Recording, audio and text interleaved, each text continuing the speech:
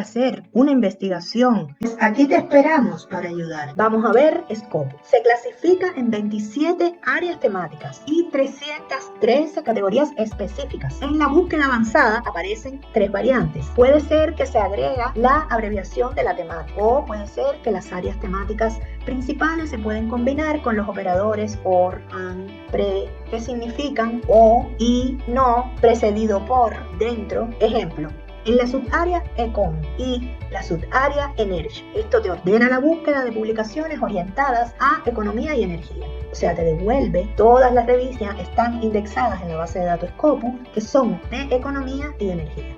La tercera variante para hacer búsquedas avanzadas en Scopus se aplica cuando se amplía la cantidad de delimitadores. Por ejemplo, se puede escoger el país, la afiliación, el tipo de documento, la página web donde se encuentra, el título, los autores, el idioma, el ISSN, que explicamos también en nuestro curso de cómo publicar artículos científicos en revistas científicas. Se puede buscar por palabras claves, por parte del resumen. En realidad te permite una búsqueda avanzada bastante amplia la base de datos Scopus.